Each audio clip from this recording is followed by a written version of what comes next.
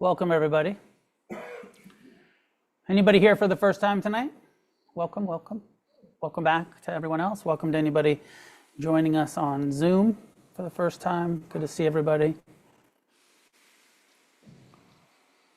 I like to start class by asking you to talk to each other in service of a core part of Buddhism is developing community, and we develop community by talking to each other and meeting each other.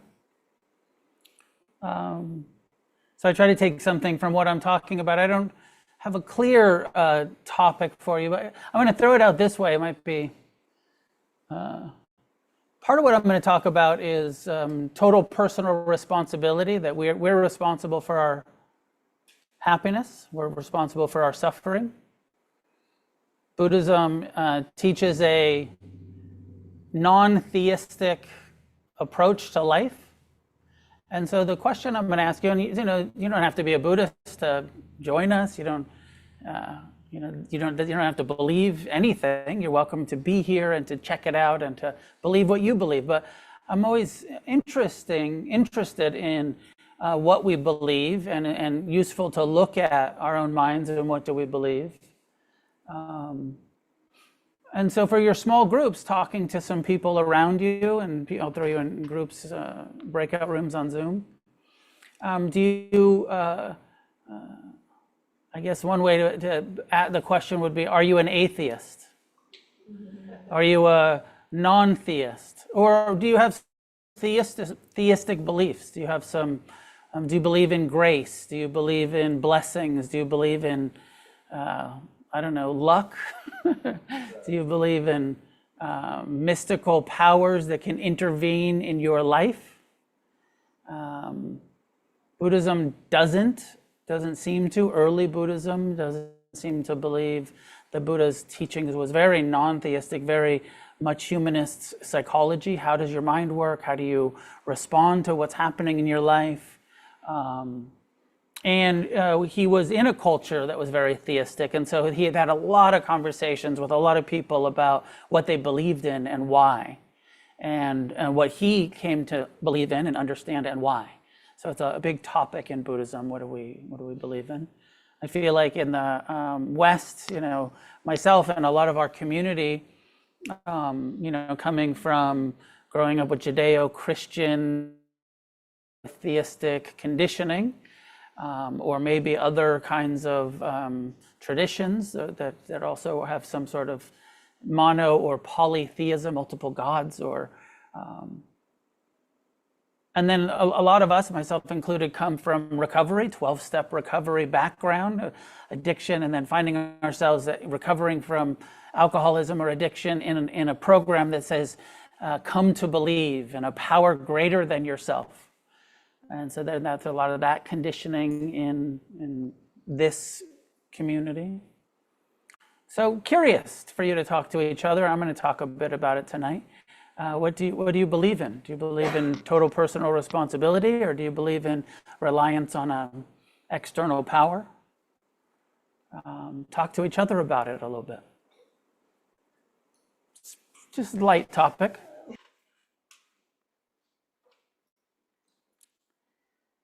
A period of sitting meditation, settle into a upright, relaxed posture.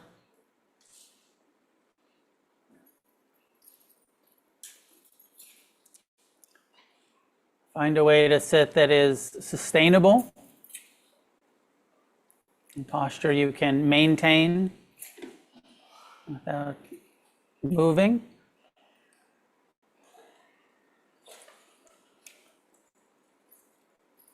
One of the key things sitting meditation teaches us is to increase our tolerance for discomfort, continuing to sit still even if we get uncomfortable, just breathing with it, relaxing into unpleasantness.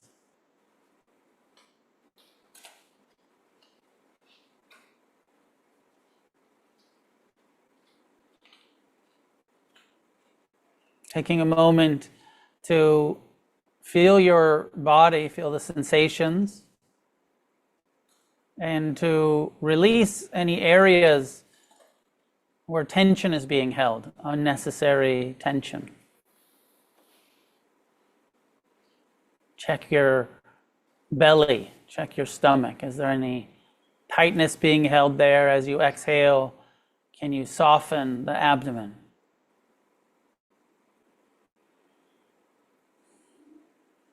Or your shoulders? Is there a tension? Often tension, tightness is a resistance, a clinging or an aversion. Can we release the jaw if it's clenched? The brow if it's squinched?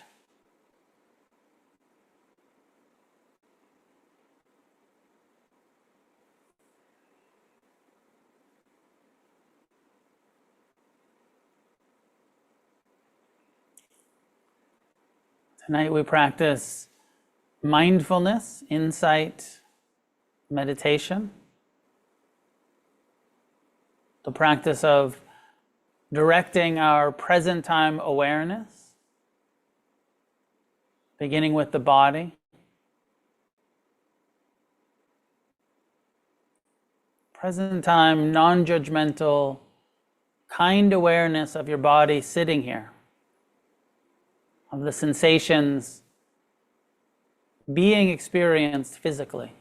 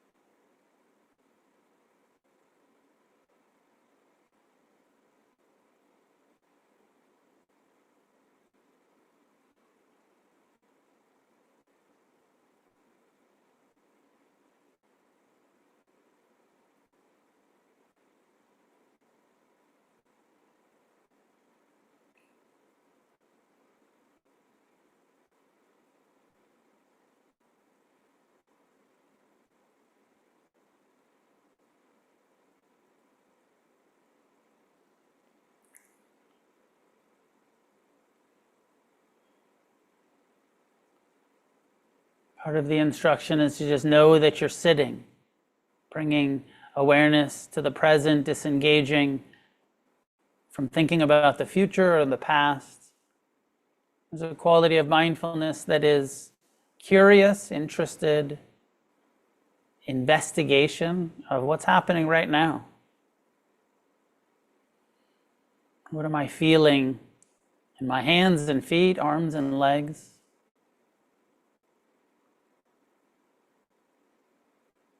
And as we bring attention to the trunk of the body, the heart beating, the lungs breathing, the belly rising and falling with each breath.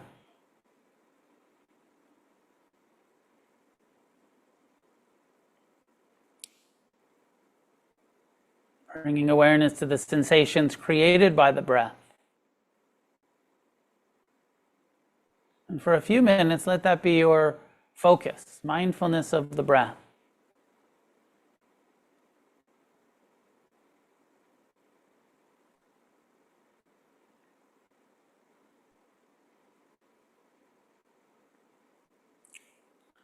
The Buddha's straightforward instruction was something like breathing in, one nose. I'm breathing in. Breathing out, one nose. I'm breathing out. So bring the awareness to your breath. What allows you to know it, to receive it, to feel it, to stay present with each breath as it comes and goes.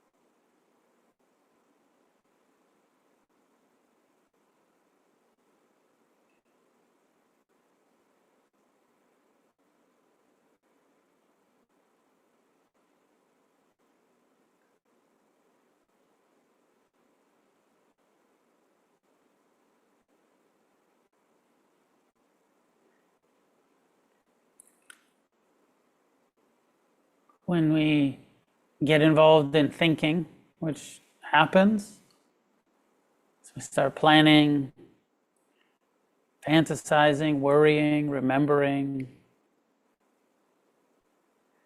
resenting, whatever the mind is up to. We're not trying to stop the mind, but just disconnect, disengage. Let the thoughts be there in the background and redirect your awareness, mindfulness back to the breath. Gently return to the next breath.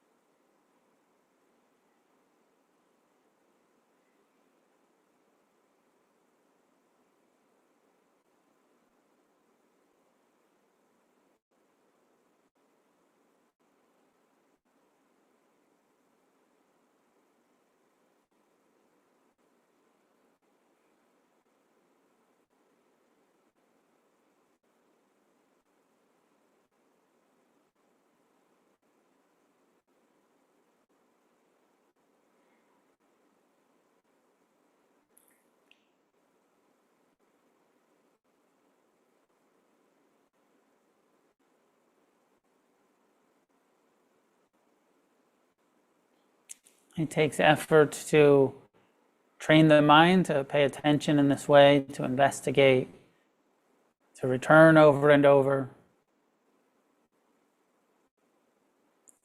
And find a balanced effort so that you're not being uptight or tense or critical with yourself about it. Be gentle, be patient, be kind in your perseverance.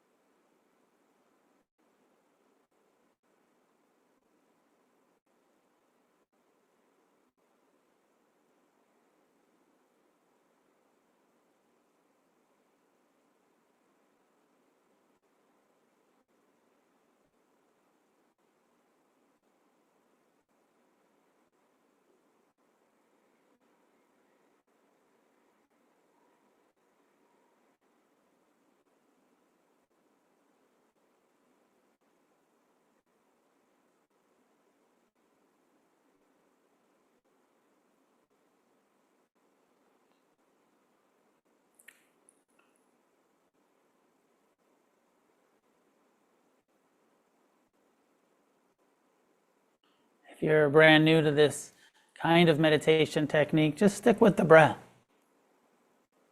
Just keep ignoring your mind, coming back to the breath over and over.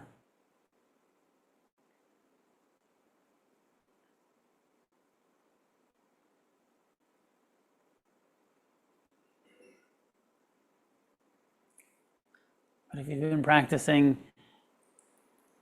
for a while, you understand that that's just the beginning, and the instructions expand, the invitation to become more inclusive again of your whole body.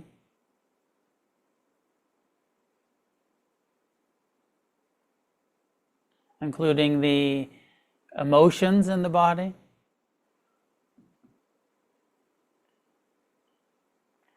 How's your heart right now? Is there any joy or sorrow present in the body?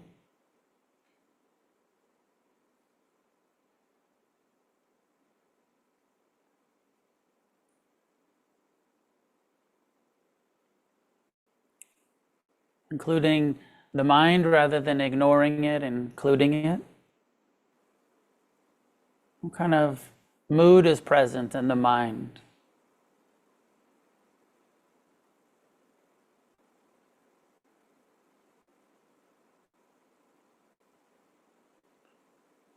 Is the mind planning or remembering, worrying, resenting?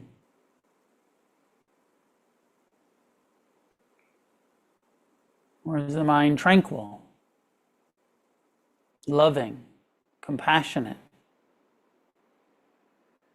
What kind of mind states are present?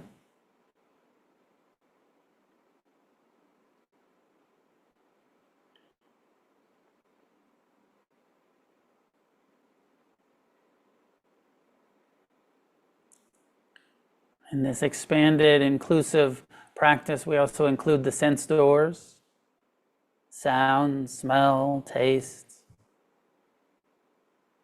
sight, whether even with the eyes closed.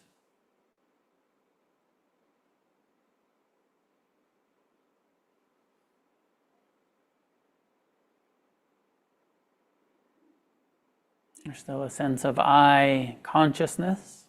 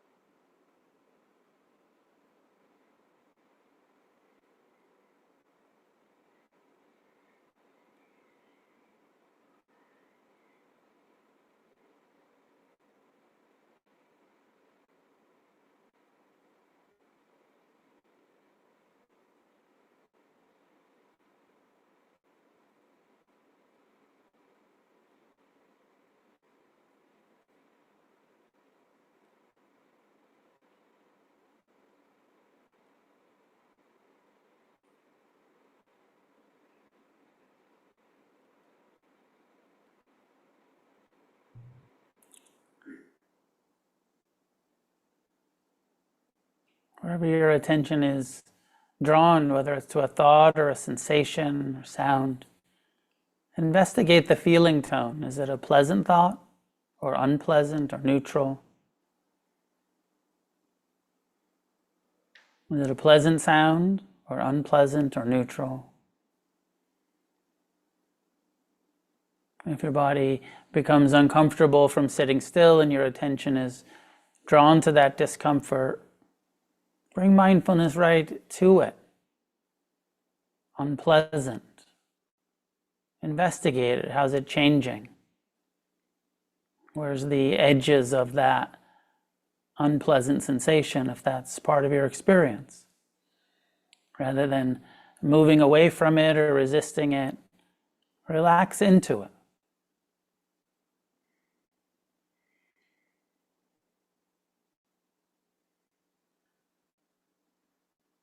Likewise with any unpleasant thoughts or emotions.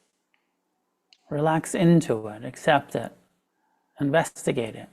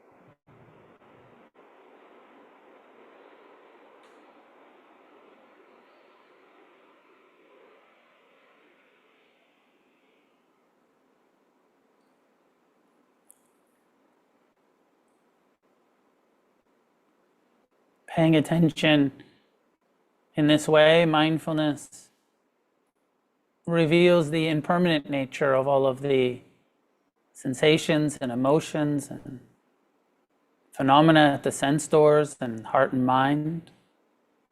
Everything that is arising is passing.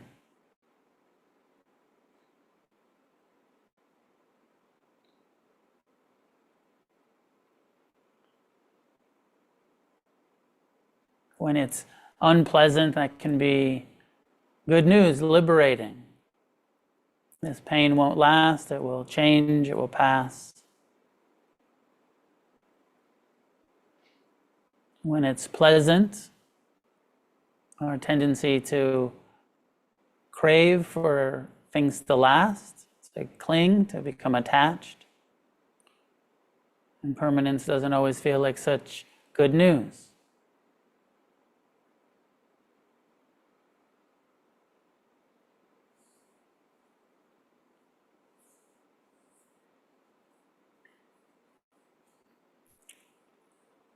But ultimately, leading to the wisdom of impermanence and the wise response of non-attachment, letting go.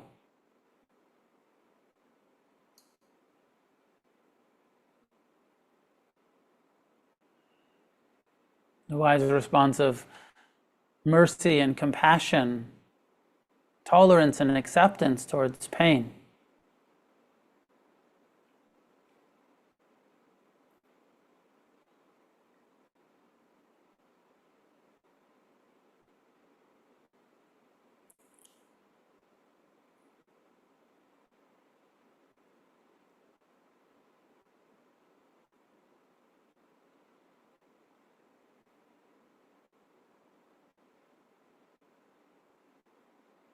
If you think about it, non-attachment and compassion, letting go and compassion would probably end almost all of the suffering in your life. This practice teaches us how to do that.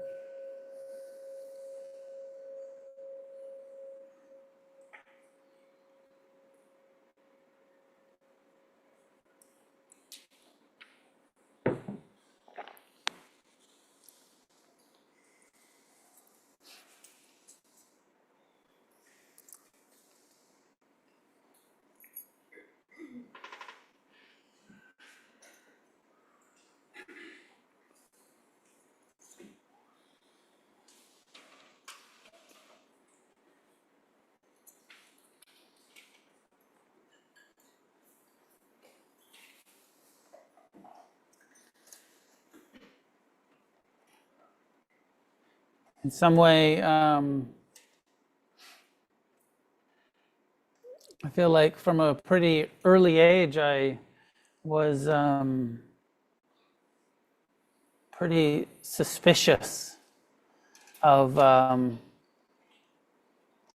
world and the power structures in our world of governments and religions and authoritative systems. But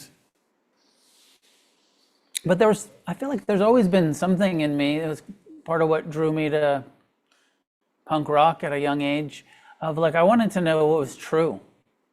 And I didn't really know what was true, but I knew that I had a general sense of, I'm calling bullshit on religion and governments and, corrupt societal norms, racist, sexist culture. And punk rock for me was the sort of first outlet of rejecting the status quo. And when I started to, and I wasn't very interested in, I think I kind of put spirituality in the same bucket as religion. I didn't have much of a sense of the difference between religious people and spiritual people. Because I was pretty convinced that religion was bullshit. And then my parents, who weren't religious but were like spiritual, meditating, psychedelic, cowboy, hippie, New Agers, I also thought, oh, they're kind of full of shit too.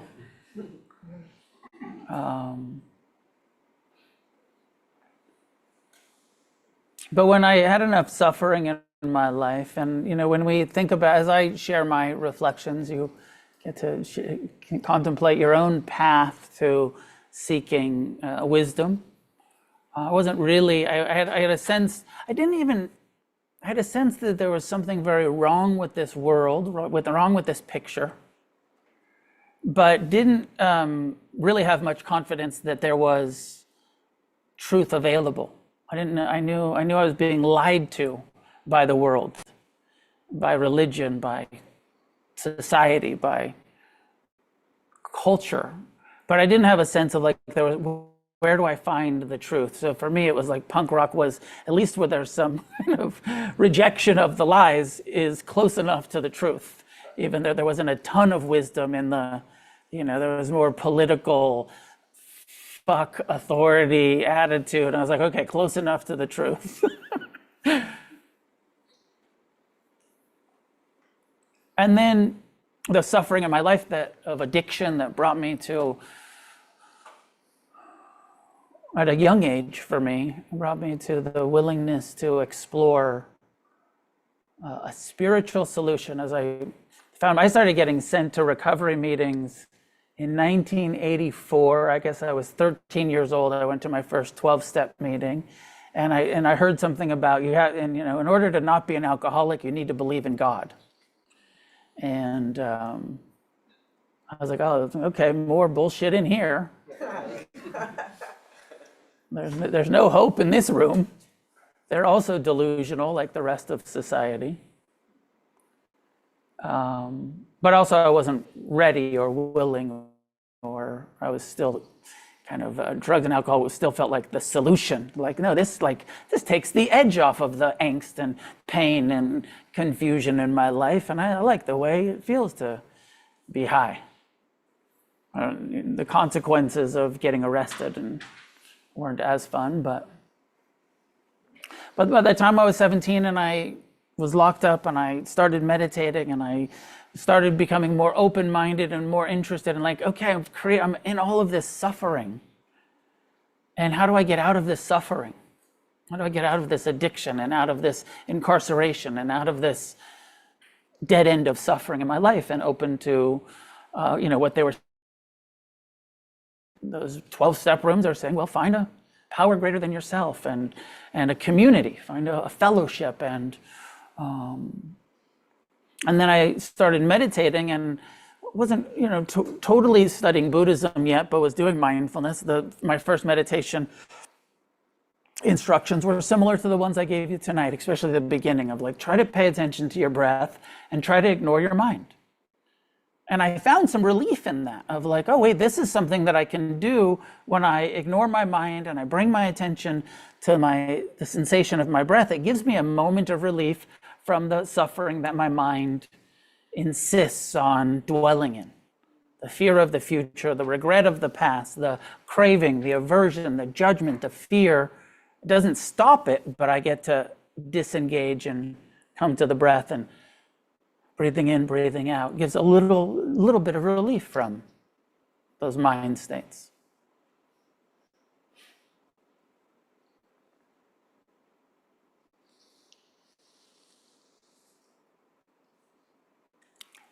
And so my journey in kind of exploration of spiritual, religious, higher power, Buddhism, I started reading the Buddhist books, I started working the 12 steps. I went from, I feel like I entered into the kind of practice of meditation as a uninformed atheist.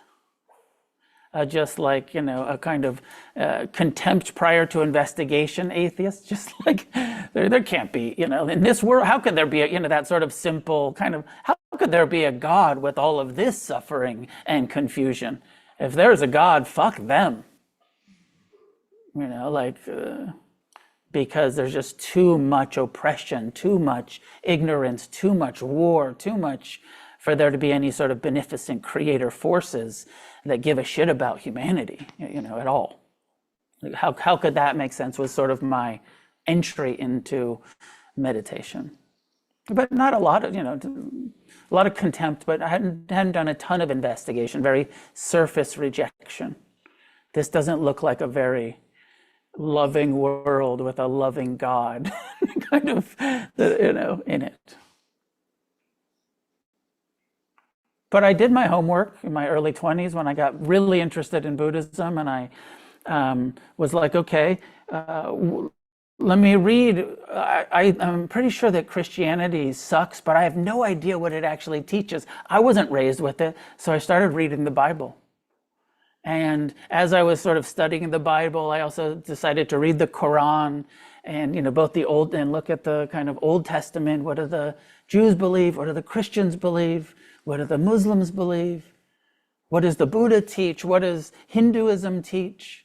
What about Taoism? What about the Jains? And so I did a sort of comparative religious studies through my 20s, where I was reading like, okay, I like this Sufi poetry. That's beautiful. What are the Sufis? Oh, they're Muslims. Oh, there's mystical Islamic tradition. Okay, let me look at, Rumi is fucking cool. Hafiz is fucking cool. But they're talking about God, the beloved. How does that make sense to me? How do I experience that? So many good teachings in some of the theistic traditions, universal human things about compassion, about generosity, about, like there's some beautiful universal principles in the 12 steps, which is my most beautiful things that about being of service to each other, being generous, being forgiving, all of these qualities. And then I always sort of got stuck on like, because that's what God wants you to do. That's God's will. So it's kind of like that extra step of assigning that to an external source always sort of left me with a question. How does that make sense?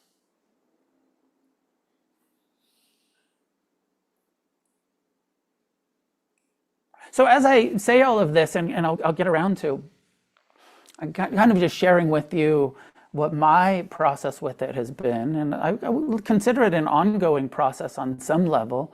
And I really want to ask everyone that's tuning in, that's listening, that's contemplating this, to listen with, to contemplate it, to use it as a question, and to even question. I feel like one of the most important qualities is to question our own views. Why do I believe what I believe? Right. First, I asked you to kind of talk to each other in the small groups about what you believe, but then that humility and that questioning of, I have these views. Some of them, where do they come from?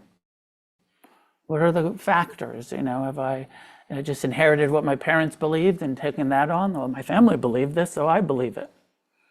It's generational, or my family believed it, so that's why I reject it.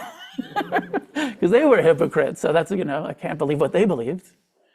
Or, what is it that has brought us to our views and to our beliefs and and as we find ourselves in Buddhism, I encourage the same healthy inquiry and healthy skepticism of Buddhism. Don't make Buddhism the next thing that you think you need to believe in, but an open investigation of, okay, what's taught here? How does it make sense? How do I directly experience it?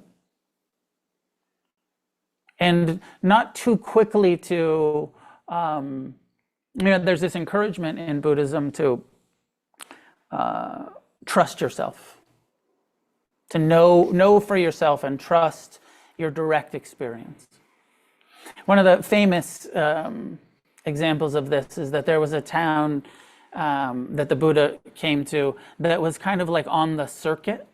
And he showed up and he said, let me teach you everybody about, anybody who's interested, I'm an enlightened being and I'm going to teach you all about enlightenment. And somebody kind of wisely confronted the Buddha and said, there was some other guy here last week telling us he was enlightened.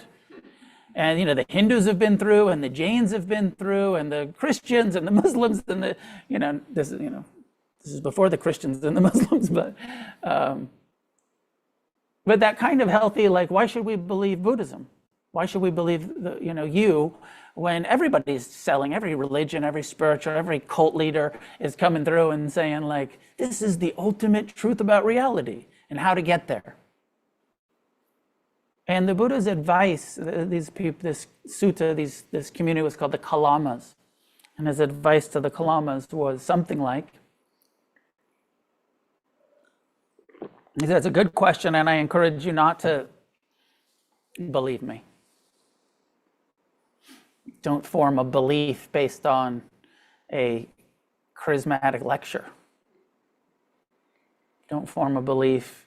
And he went on, he said, don't believe it because it's written in scripture. Just because it's in the Pali Canon, the Buddhist teachings, or the Upanishads, the ancient Hindu teachings, or it's in the Bible, or it's in the Quran, or it's in the Tao Te Ching, or just because some old folks, goat herders wrote some shit down a long time ago, don't say like, well, that's true because it's in the scripture. Including the Buddhist scripture, which is 2,600 years old. Just because it's in the scripture doesn't mean it's true. And from the Buddha's own encouragement, don't believe things just because they're in the book, whether that's a Buddhist book or something else. He said also, don't believe it just because your ancestors believed it. Maybe they were wrong. Just because your parents, your grandparents, your family has believed these things, that's not a good reason for you to believe it. Just don't just trust what they told you, which is, I think, good advice, but also difficult when you are conditioned from childhood with, this is the way the world is, this is the nature of things, this is what's happening here. It's hard to not believe it. unless there's been some obvious hypocrisy that helped you see behind the curtain of that belief system. He said, don't believe it, based on any of these things, charismatic presentation, ancestral belief systems.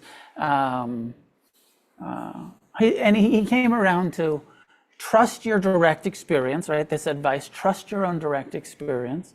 And if the teachings that you hear, the meditation instructions or the lecture, whatever you get, if you try it on, you reflect on it, you contemplate it, if it makes sense, and you try the technique, when they come to you and say, do these mantras or do these, mindfulness practice or do these prayers or do these sacrifices or, rituals or whatever it is, try it, give it a shot.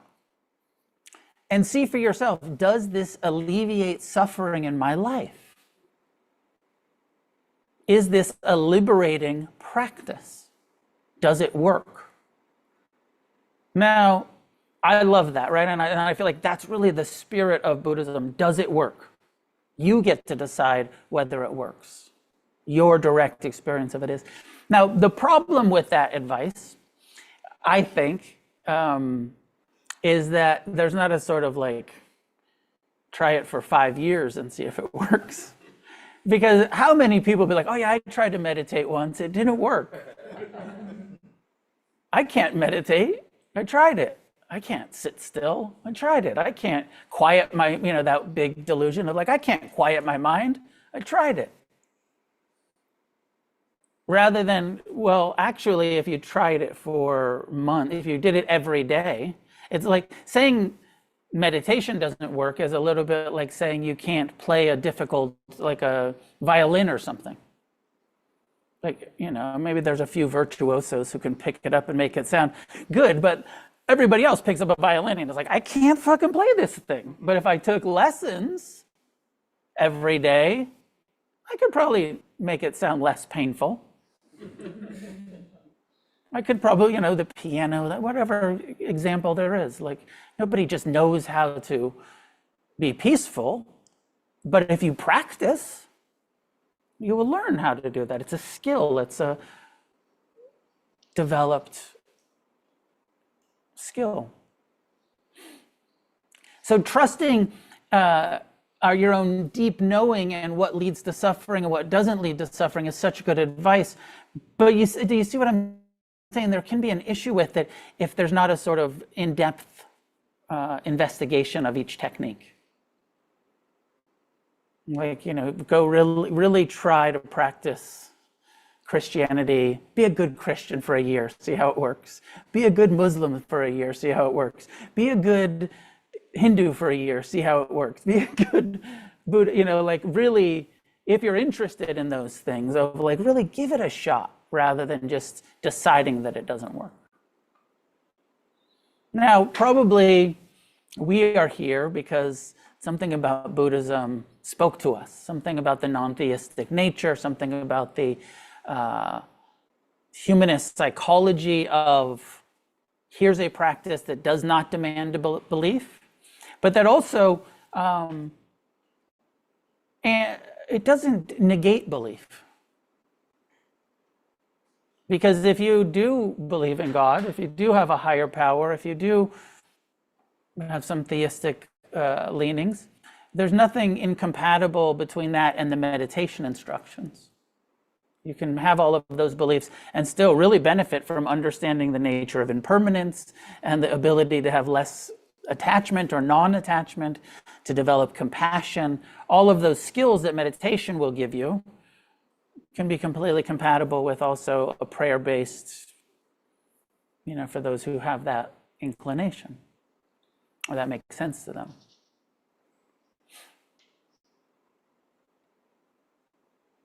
Now, the place where theism and Buddhism start to have a rub is around the teachings of karma.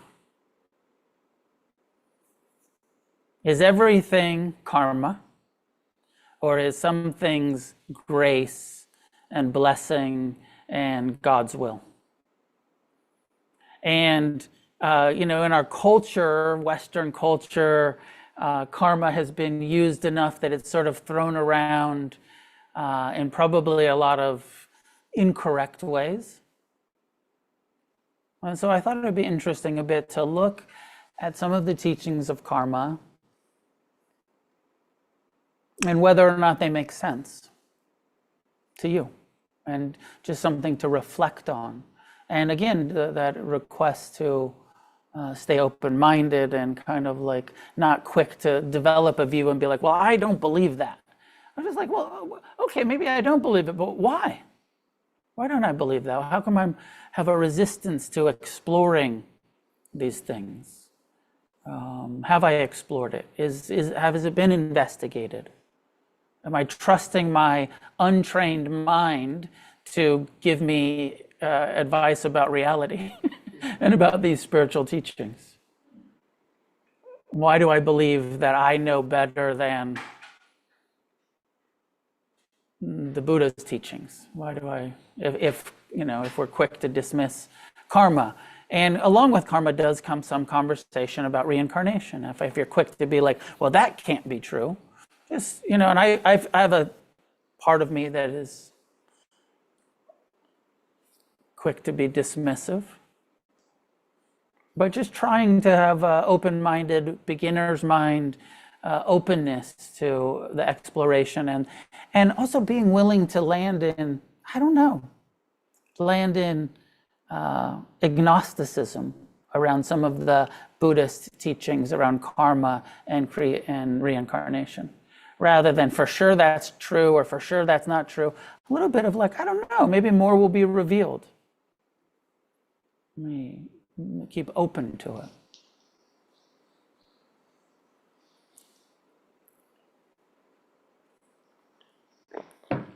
I thought I'd read a short piece from my teacher, Ajahn Amaro, who 35 years ago, when I started meditating 37 years ago, and then a couple years later started going to retreats, and he was the second teacher I sat a retreat with, and so for the last 33 or 34 years I've been studying with this teacher, and he's been my kind of core teacher for all these years.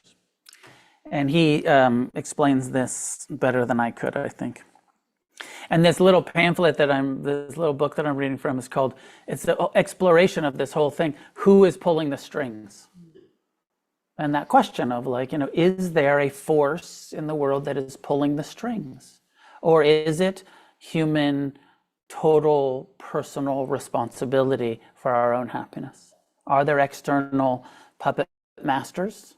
Is there God that is doing it? Is there part of this reading is a lot of people have an argument around determinism and that everything is predetermined.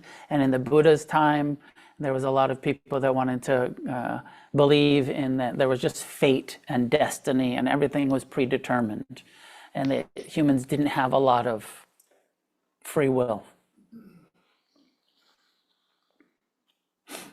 So he says, if you look at the Buddha's teachings, you'll see that he spent a lot of time and energy trying to counteract the view that our lives are predetermined by past karma, that what happens in our lives is fixed and unavoidable.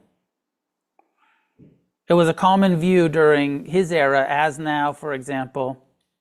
So just reflecting on that, does anybody kind of consciously or maybe unconsciously have that sort of feeling of like, yeah, everything's just predetermined based on past karma?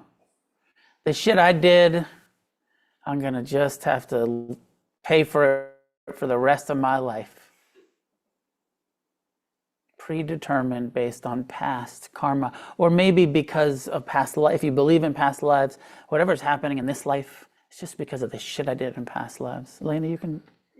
I do believe that, but not like it's cut and dry. Yeah. Because part of it is like what Christians believe about generational trauma. And I do believe, and it's because like I had trauma in my life because my father had trauma in his life, my mother had trauma in his life. So in a way, some of it is not predetermined, but affected. Conditioned for sure. Conditioned. Yeah. So, but I don't think it's like it's already predetermined, but absolutely what happened in the past has a huge impact on how your life goes. Seems true. Let's see how he addresses it. For example, when Ananda was explaining this principle to the wanderer Sandaka, Ananda is in the Buddhist scripture, he's the Buddha's attendant. He's actually the Buddha's nephew or cousin. He's related to the Buddha somehow, but he becomes a monk. And Ananda is considered, he was very close with the Buddha, attendant, like was with him all of the time. And he had a photographic memory. He could, anytime the Buddha said anything, he would remember it word for word, is the story about Ananda. And so this is Ananda remembering a teaching from the Buddha. The Buddha said, suppose, Sandaka, a certain teacher claims to be omniscient,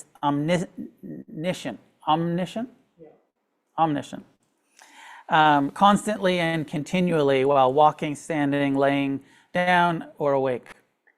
He enters an empty house and is not offered any food. A dog bites him. He encounters an elephant in a rut and a wild horse or an angry bull. When asked why he did not foresee or do something to avoid such difficulty, he replies, I had to empty an empty house. That is why I entered it, and I had to get no alms food, and I had to be bitten by a dog. So just sort of blaming, like I whatever happens, like it had to happen. That had to happen, all of it. And earlier in the same sutta, when describing another brand of wrong view of delusion, he says to Sandaka, suppose, Sandaka, a certain teacher upholds the view, all beings are without mastery, without power and energy. They are molded by destiny, circumstance, and nature, made impure or purified for no apparent cause or reason. So when I read this, I also felt like, that kind of, are without mastery or power. This view, humans are powerless, or addicts or alcoholics are powerless. And holding this view that people suffering from addiction have no power over their circumstances and nature, and are made impure, purified for no apparent cause or reason. Over and over again in his dialogues with fellow wanderers, yogis, and spiritual teachers of other schools, he points out that if karma was fixed, if our actions in the present time could have absolutely no effect, then liberation would be impossible. If we didn't believe that it was possible to choose, have some ability, if you just believed everything was fixed and everything was, God's will, or then liberation would be impossible. If the flow of our life was preordained, it would not matter whether we did good or harm. But common sense shows that the actions we take in this life continually have a variety of effects. And we seem able to have freedom of choice. Of course, and I even like the way we seem able. Right? He's also not making a fixed statement of like, we have free will. He said, it seems like it. When you're going to pay attention in this open investigation, we seem able to have freedom of choice. Of course, some people say, but it only looks as though we have freedom of choice. They think that freedom is an illusion and that the choice and its results were actually already fixed in stone beforehand. This is easy enough to believe and widely held, but the Buddha repeatedly and patiently pointed out that it is not the case. And as he said, when a wanderer called Moliya Shivaka asked him, Master Gautama, there are some religious people whose view is, whatever a person experiences, whether pleasant, painful, or neutral, all that was caused by what was done in the past. What do you say about this issue? You get the statement? Some people believe all of the pain, all of the pleasure that you experienced was preordained by your past karma. Everything pleasant or unpleasant that's happening now, you created all of this stuff based on your past actions. And so he asked the Buddha, what do you think about that view? And the Buddha says some feelings originate from bile, from phlegm, or from wind disorders, or an imbalance of the three.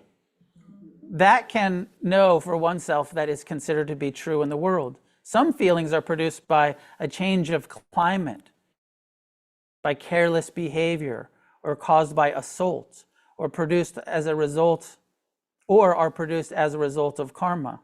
That one can know for oneself that is considered to be true in the world. Therefore, when such people assert the view that whatever a person experiences was caused by what was done in the past, they overreach what one knows by oneself, and they overreach what is considered to be true in the world.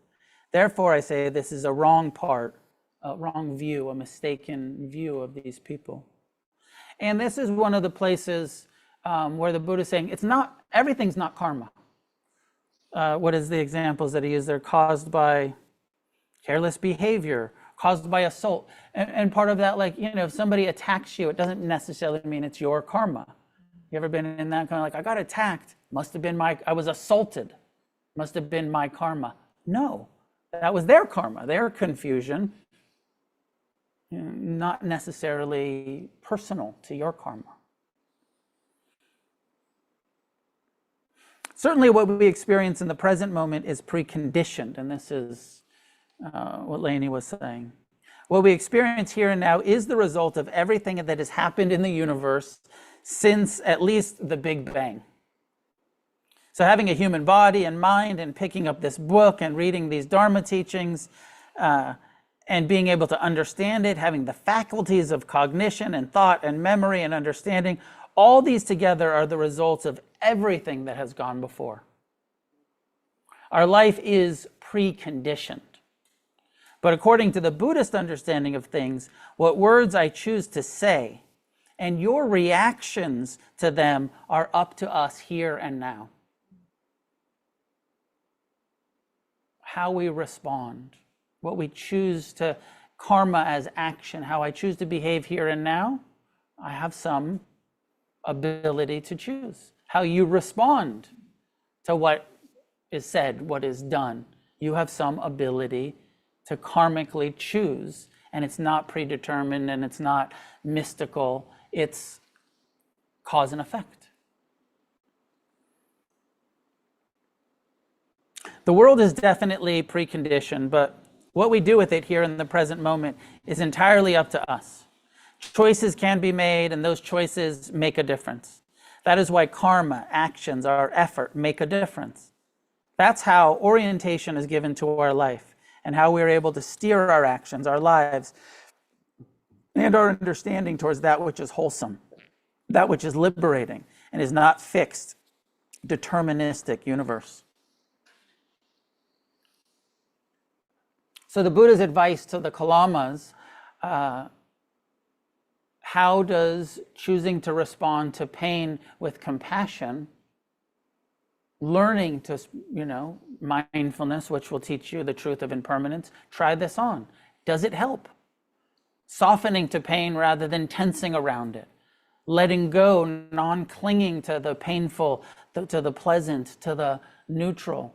How do you directly experience it? Choosing to respond differently, purifying our karma, changing our karma, that we have that power.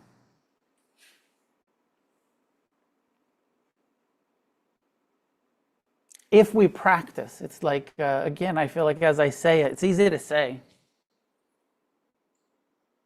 Like my own experience was, I didn't feel like I could choose how to respond. I felt very reactive for the first many years of my meditation practice.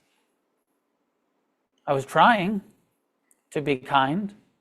I was trying to be non-reactive. I was trying to be friendly.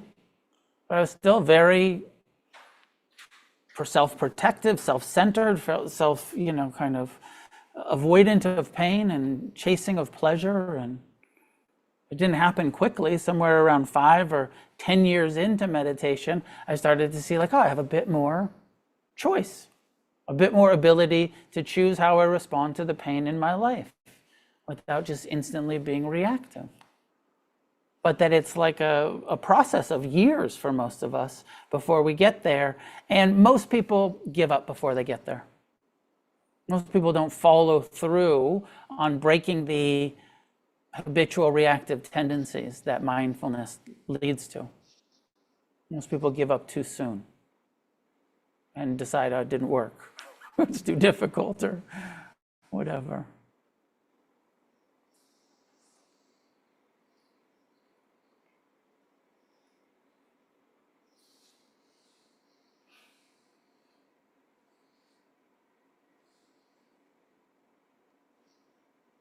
So my sense is it doesn't matter so much what you believe.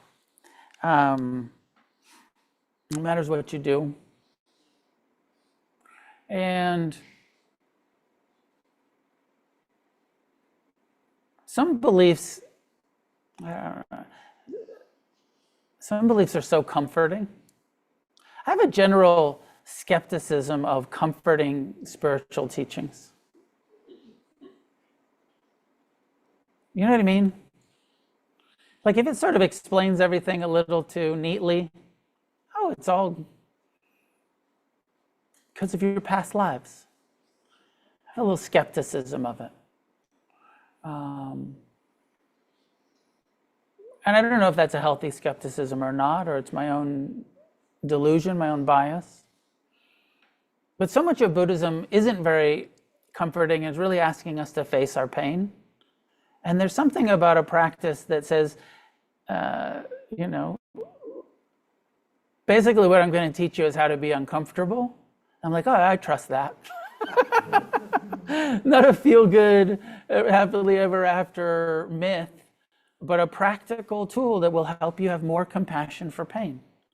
Practical way of life that will help you take more responsibility for your happiness and not blame the world, not blame anybody. Take full responsibility. It's not what's happening, it's how I'm responding to what's happening. The world's fucked. We all know that. But even in this fucked up world, we can learn to respond with wisdom, with compassion, with equanimity, with non-suffering, and an engaged, compassionate attitude of generosity and service and engagement that not only ends our own confusion eventually, but also creates a positive change, also helps others, inspires, supports, encourages each other in the community and beyond, in our families and in our widening reverberations of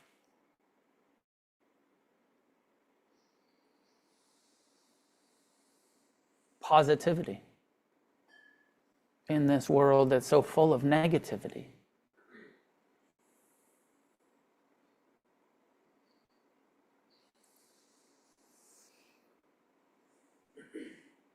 I think that's all I got for tonight. A few minutes for questions. Any clarifications, comments, please?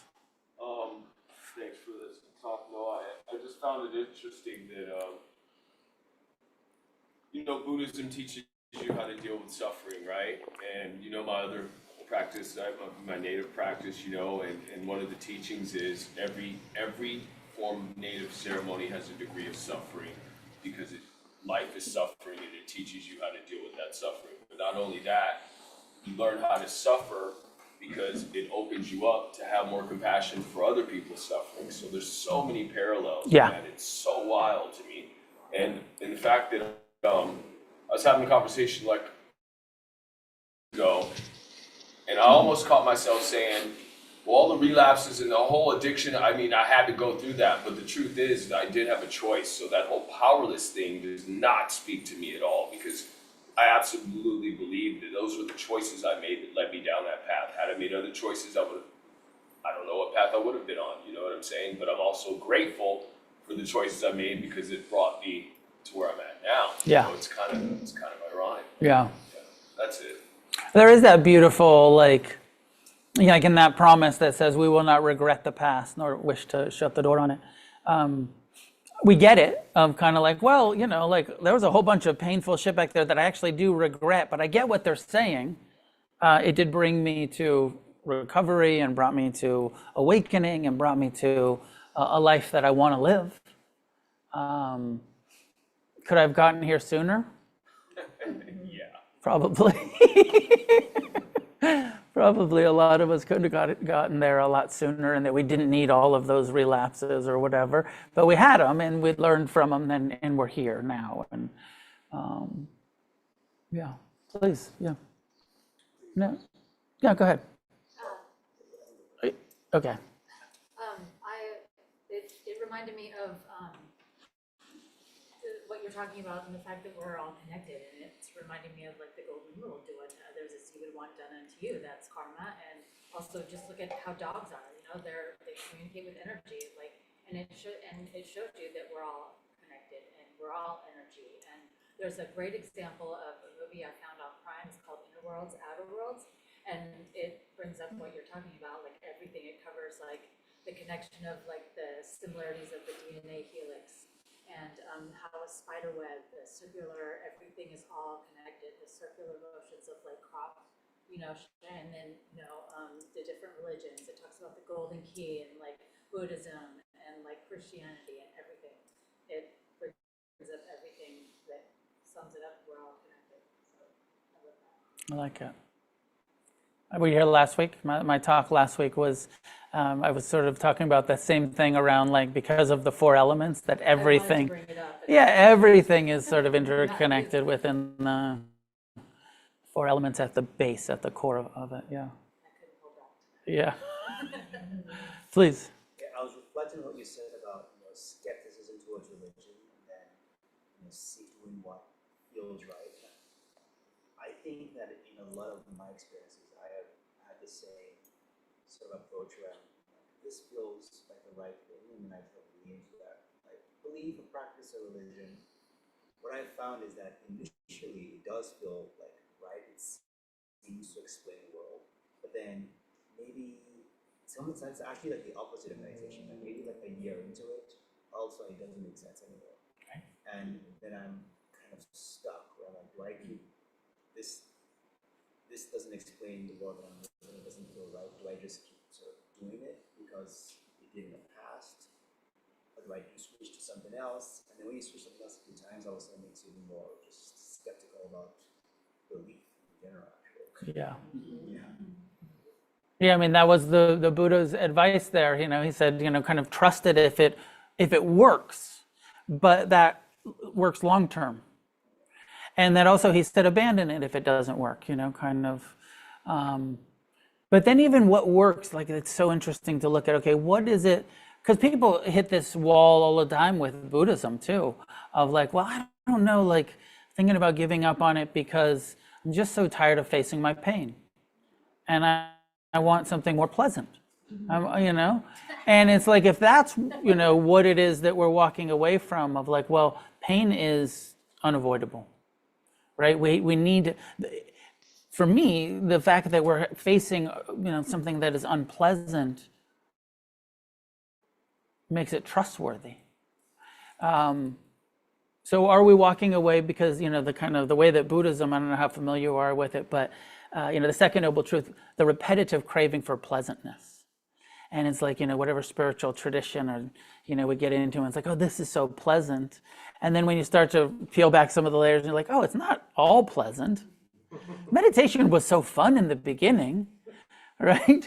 But it's not all, and then I actually have to face my guilt and my regret and my remorse, and I got to make amends to people and all of this stuff of like, wait, this is hard work. I don't want to do this.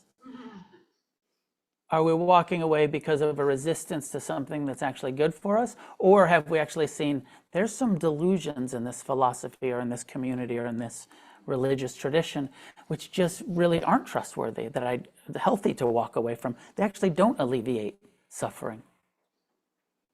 So that's the dilemma. And in America, it is such a strange, or maybe it is modern times all over the world, but feels like particularly here where we're all in the Kalama village where, there's the church on every corner, and there's the yoga centers, and there's the lectures, and then all of the podcasts, and, kind of just spiritual materialism everywhere. And it's like, fuck, who do I trust? So many, they can't all be right. So many of them must be full of shit. Is Buddhism trustworthy? Is it true? It's a good question. Check it out deeply from your own direct experience. Is it trustworthy? There's an interesting book out there that something like Why Buddhism is True, that was done by a evolutionary biologist who kind of took the scientific evolutionary biology into the teachings of not self and Buddha's core teachings. And he said, this is how science helped me decide whether or not Buddhism was true or not. So there's a lot of that kind of neuroscience connections with some of the teachings of Buddha. So I think we're out of time. John, I'll take your last question here online. Go ahead. Yeah, actually, that's a good lead-in. I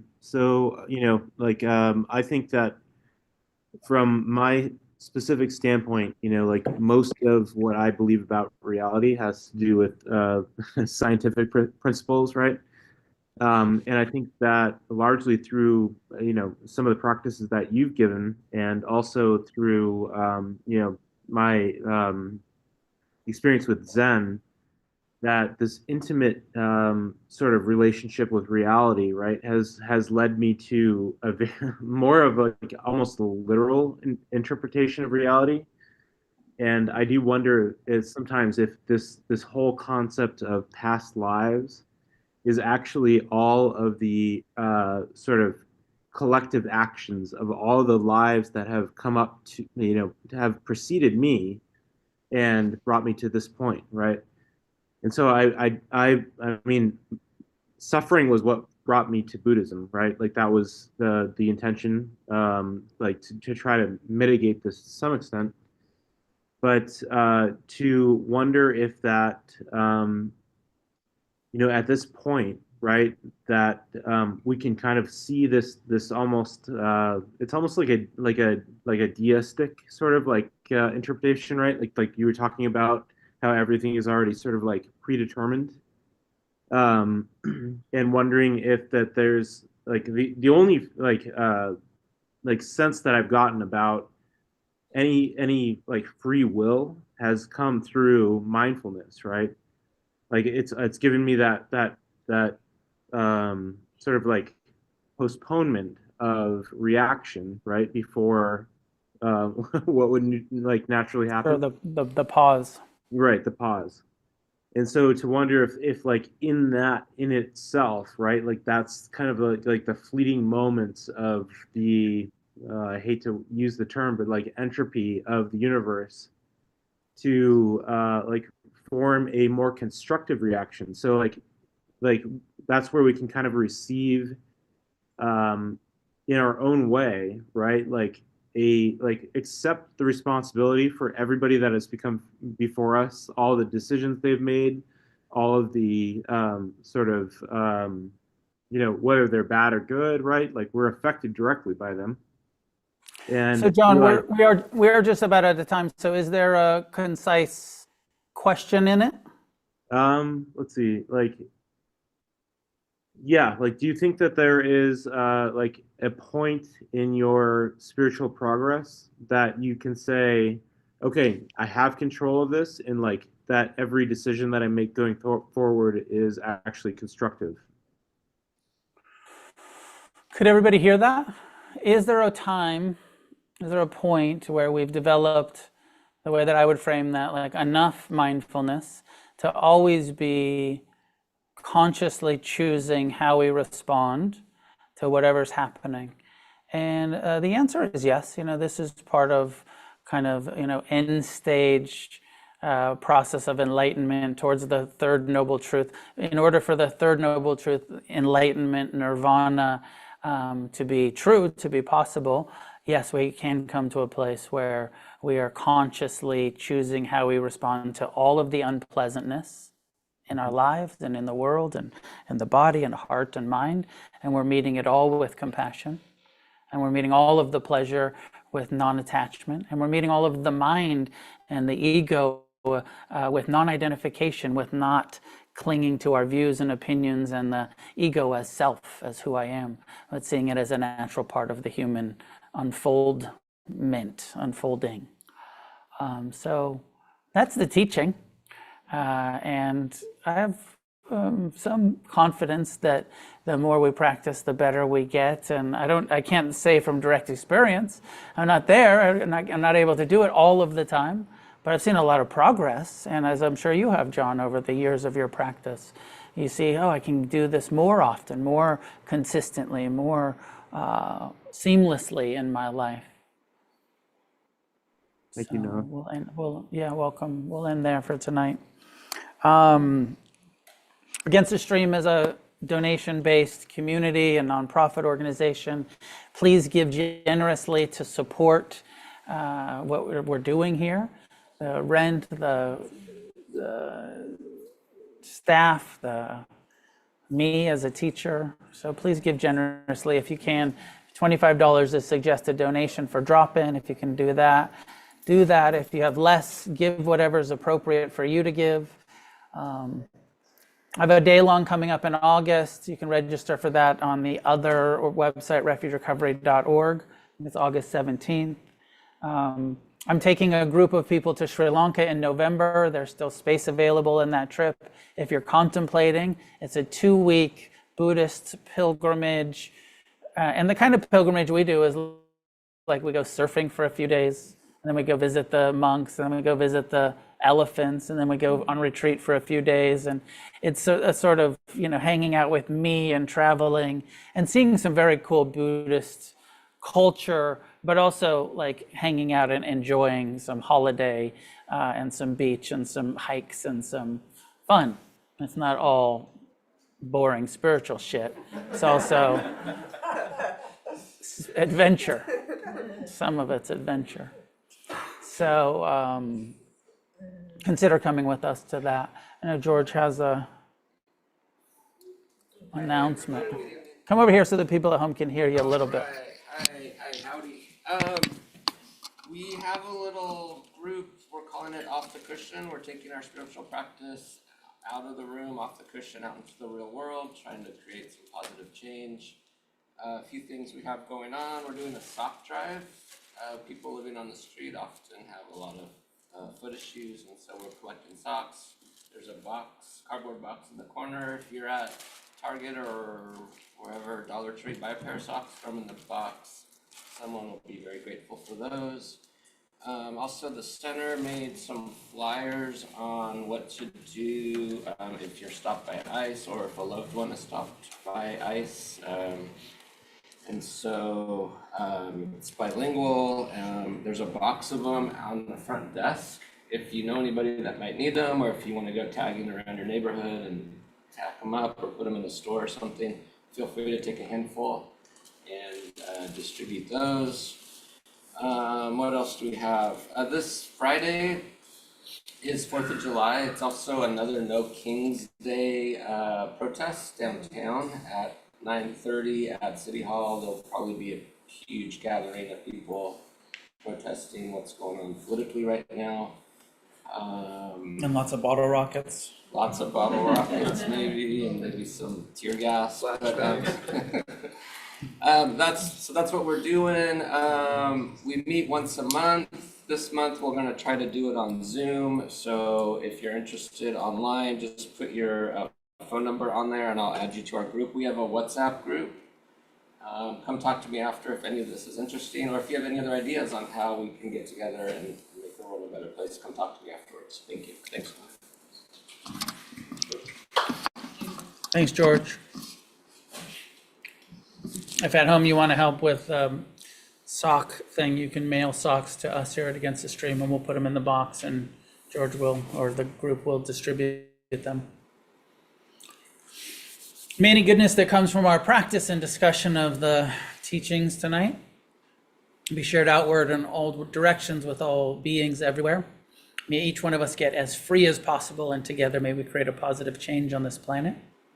Thank you, and see you in 2 weeks. I'm off to go sit a retreat next week, and I'll be missing. I'll be on a 7-day silent retreat, not teaching, but actually practicing what I preach. And then I'll be back the following Monday. But come next week, you'll have a substitute, and see you in 2 weeks when I get back.